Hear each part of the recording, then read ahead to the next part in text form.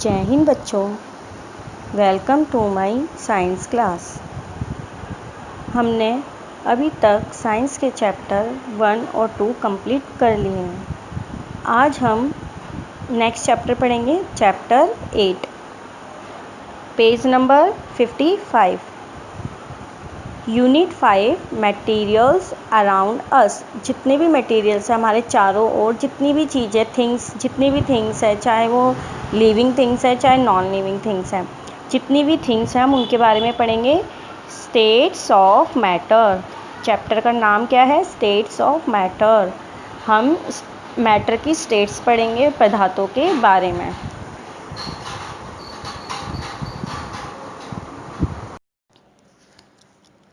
Look around your room.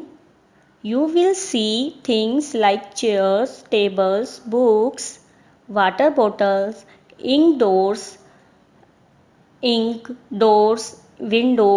window pans, etc.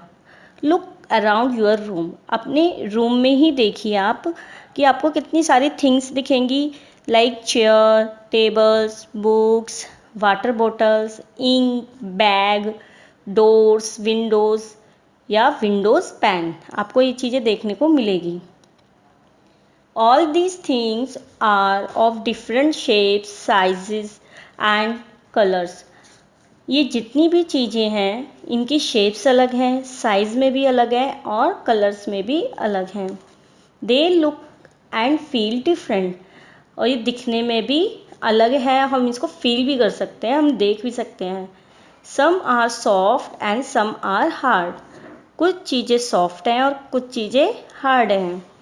They may be wet और dry, rough और smooth. वे हम देखेंगे ये चीज़ें कुछ वेट मीन्स गीली है, कुछ ड्राई मीन्स सूखी है, कुछ रफ़ है, रफ़ मीन्स खुरदरी जो होती है, और कुछ स्मूथ है मतलब सॉफ्ट है, बिल्कुल कोमल। All these things are different from each other. और ये चीज़ें एक दूसरे से काफ़ी अलग हैं। Doors and windows are made of wood, glass और metal.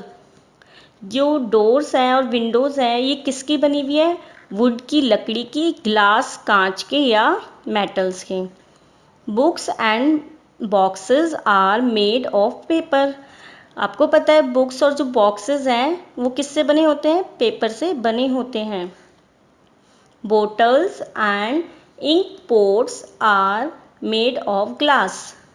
जो बॉटल्स होती हैं और इंक पोट्स होते हैं वो शीशे की होते हैं ना, किसके बने होते हैं? ग्लास के। As they are made of different materials. ये सब चीज़ें अलग अलग मटेरियल्स की बनी हुई हैं। It is easy to see the differences amongst them. इनके बीच डिफरेंस करना क्या है? बिल्कुल ईजी है और आसानी से हम इनके बीच में डिफरेंस कर सकते हैं। Still all the different things are having something in common. अभी भी सभी अलग अलग चीज़ें क्या हैं? कुछ इनमें ना कुछ कॉमन सी कुछ भी चीज़ ज़रूर होती हैं। They all are made up of something and they all take up some space. ये सब चीज़ें किसी ना किसी चीज़ में एक जैसी बनी हुई है, या तो ये किसी चीज़, इनमें कुछ ना कुछ पार्टिकल्स होंगे जो एक जैसे होंगे और स्पेस सभी जगह घेरती है। और आपको ही पता है जो भी चीज़ है वो स्पेस घेरेगी। आप बलून को अगर हवा भरते हो उसमें तो वो क्या होता है? बलून भी है वो भी स्पेस घेरता है। जब उसमें हवा नहीं होती वो उसमें कोई स्पेस नहीं होता। जब हम बलून में हवा डालते हैं तो वो स्पेस घेरता है। Anything that has weight and occupies space is called matter. कोई भी चीज़ें जिसमें वजन हो, जिसमें वेट हो और जो स्थान घेरती है उसको मैटर कहा जाता है। मैटर होता है कोई भी पदार्थ है। आप पदार्थ लैंग्वेज नहीं समझोगे तो हम उसको क्या क्या बोलेंगे? मैटर ही यूज़ करेंगे, जिससे आपको अच्छे से समझ आ जाएगा। जैसे अब आप देखो, जो मैंने आपको बताया, कोई भी चीज़ है, थिंग्स है, वो स्पेस और उसमें वेट होता है। तो स्टोन है, उसमें भी होता है, वाटर में भी होता है, एयर में भी होता है, प्लांट्स में, and animals are the example of matter. ये जो जितने भी मैटर्स हैं, इनमें ये सब चीज़ें क्या करती है, स्पेस घेरती है और इनमें वेट होता है। Volume is the amount of space that matter takes up. Volume होता है मात्रा किसी चीज़ की, किस में कितनी क्वांटिटी है। तो volume is the amount of space, जो एक मात्रा के बारे में बताता है, उसको वो भी एक मैटर ही है। All matter is made up of very tiny particles called molecules. जितने भी मैटर्स हैं, मैटर्स वाली चीज़ें हैं, उनके जो मॉलिक्यूल्स होते हैं, छोटे छोटे, इसमें छोटे छोटे कण होते हैं, जिनको क्या कहा गया है, मॉलिक्यूल्स। मॉलिक्यूल्स मीन्स अणु। Molecules are too small to be seen with the naked eyes. Molecules को हम अपनी आँखों से नहीं देख सकते। Molecules are made up of still smaller particles called atoms. अब ये छोटे छोटे मॉलिक्यूल्स जब बनते हैं, मैंने क्या कहा, ये छोटे छोटे टाइनी होते हैं, टाइनी पार्टिकल्स होते हैं, बिल्कुल छोटे छोटे। लाइक देखो, जैसे आपकी चीनी है या नमक है, इतने छोटे छोटे होते हैं। और जब ये एक पूरा मतलब इकट्ठे हो जाते हैं, एक स्मॉल पार्टिकल्स में बन जाते हैं, तो इसको हम क्या बोलते हैं, एटम्स बोलते हैं। स्टेट्स ऑफ मैटर, द्रव्य की अवस्थाएं। जो मैटर हैं, इनकी भी स्टेट्स होती हैं, कितने मतलब कितने टाइप्स के होते हैं। अब हम वो पढ़ेंगे। मैटर एग्जिस्ट्स इन 3 स्टेट्स। मैटर की 3 अवस्थाएं होती हैं। These are solid, liquid and gas. कौन कौन सी? सॉलिड मीन्स ठोस, लिक्विड मीन्स तरल, और गैस मीन्स गैस।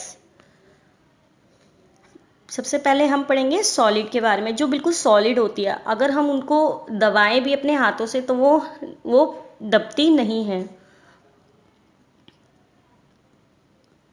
सॉलिड्स, ठोस। Solids have a defined shape and volume. Solid एक निश्चित आकार और मात्रा होती है। जितनी भी सॉलिड चीज़ें होती हैं, उनकी एक निश्चित उनका शेप होती है और वॉल्यूम भी फिक्स होती है।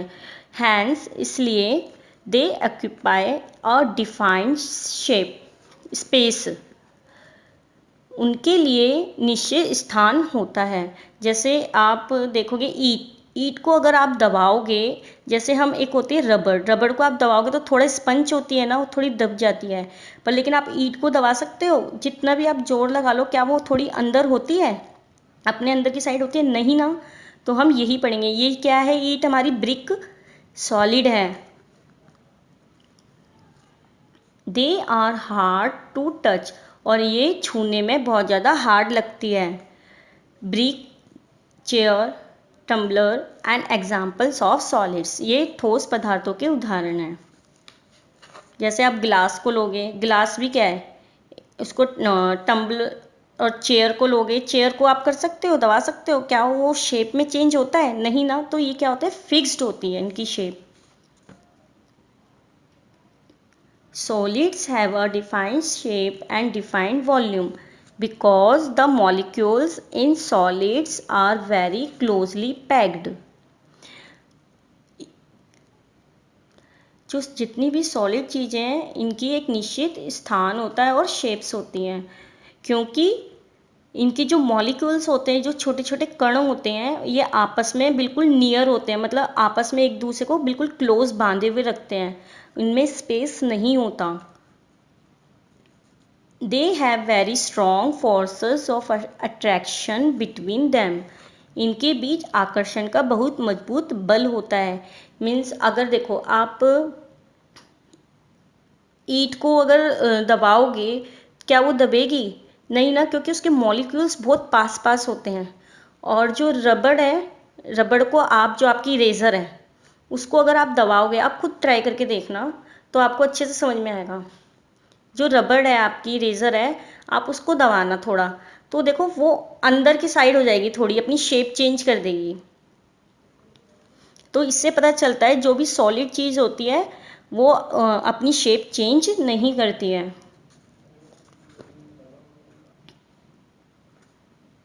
अब हम पढ़ेंगे लिक्विड्स। लिक्विड मीन्स तरल। जैसे आप कुछ पीते हो, कोल्ड ड्रिंक पीते हो, पानी पीते हो, ये सब चीज़ें क्या है, हमारी लिक्विड है। जो ऑयल होता है वो भी हमारा क्या है, लिक्विड है। The molecules in a liquid are loosely packed. इनके जो मॉलिक्यूल्स होते हैं थोड़े थोड़े दूर दूर होते हैं और लूज होते हैं। They are not close to each other. ये एक दूसरे के क्लोज नहीं होते। देखो, अब ये एक दूसरे के क्लोज नहीं होंगे बिल्कुल, तो हम इसको थोड़ा सा कर सकते हैं ना। This property of liquids makes them flow. तरल पदार्थ की ये प्रॉपर्टी इन्हें फ्लो मीन्स घूमने में मदद करती है। मतलब ये, जैसे आप देखोगे एक पानी है, पानी को हम क्या करेंगे, अगर हम बिखेर देते तो वो क्या होता है, वो बिखर जाता है बिल्कुल, तो इसलिए ये फैल जाता है। हैंस इसलिए they take up the shape of the container in which they are filled. अगर हम लिक्विड को, आपको पता है, अगर हम लिक्विड को किसी भी कंटेनर में डालते हैं तो वो उसी की शेप ले लेता है। आप अगर पानी को या ऑयल को किसी बॉटल में डालोगे तो वो बॉटल की शेप लेगा। अगर हम ग्लास में डालेंगे तो ग्लास की शेप लेगा। अगर हम बाउल में डालेंगे, कटोरी में डालेंगे तो उसकी भी शेप लेगा। Liquids have no fixed shape. Liquid की कोई भी फिक्स्ड शेप नहीं होती। They have a fixed volume. But इनका जो वॉल्यूम होता है वो क्या होता है, फिक्स्ड होता है। दे हैव अ फिक्स्ड वॉल्यूम, मतलब इनका जो वॉल्यूम होता है वो फिक्स्ड होता है। कैसे होता है, अब आप सोचोगे, क्योंकि इसकी शेप तो फिक्स होती नहीं है लेकिन वॉल्यूम फिक्स्ड होता है। कैसे, ये देखो, अगर हम एक ग्लास में पानी डालते हैं तो वॉल्यूम मैंने आपको क्या बताया था, उसकी मात्रा, क्वांटिटी, तो हम वो ग्लास में डालेंगे, ठीक है, वो ग्लास की शेप का हो जाएगा। अगर हम बोतल में डालेंगे लिक्विड को, लेकिन हमने उसकी क्वांटिटी चेंज नहीं की, हमने वही पानी, जितना पानी उसमें था उतना पानी ही बॉटल में डाल दिया, तो क्या है, तो उसकी वॉल्यूम तो फिक्स हो गई ना, कि जितना पानी उसमें है उतना ही उसमें है, बट उसका शेप चेंज हो गई। In liquids the molecules are loosely packed. इनके मॉलिक्यूल्स बहुत लूज होते हैं। So there is more space between the molecules. इनके जो मॉलिक्यूल्स के बीच में स्पेस भी होता है। Third, gases. अब हम इसकी 3 स्टेट्स पढ़ी थी ना, सॉलिड, लिक्विड एंड गैस। अब हम किसके बारे में पढ़ेंगे, गैस के बारे में। Gases, the molecules in a gas are very loosely packed. Gas के जो मॉलिक्यूल्स होते हैं, मॉलिक्यूल्स मीन्स अणु जो होते हैं, वो बहुत लूज होते हैं, ढीले होते हैं। They are far apart from each other. वह एक दूसरे से बहुत दूर दूर होते हैं। They are almost no attractive force between them. इनके बीच में कोई भी आकर्षण बल नहीं होता है। Therefore, gases have neither a fixed shape or nor a fixed volume. इसलिए गैस में ना तो कोई निश्चित स्पेस होता है और ना ही उनकी मात्रा भी निश्चित होती है। They occupy the whole space of the container in which they are put. वे उन कंटेनर की पूरी जगहों पर कब्जा कर लेते हैं जिसमें वे रखे जाते हैं।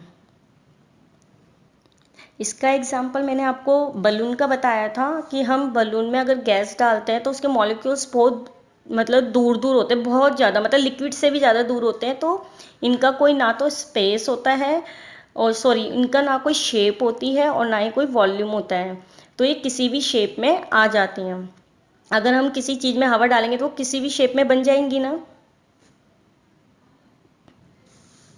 बेटा, आगे का चैप्टर अब हम कल कंटिन्यू करेंगे। इसलिए आपको मैंने जितना भी समझाया है आप उसको अच्छे से पढ़ें और समझें कि मैंने क्या कहा है, और मैंने जो आपको एग्ज़ाम्पल दिए हैं उन एग्ज़ाम्पल को आप ट्राई करोगे ना तो आपको समझ भी आएंगी वो चीज़ें।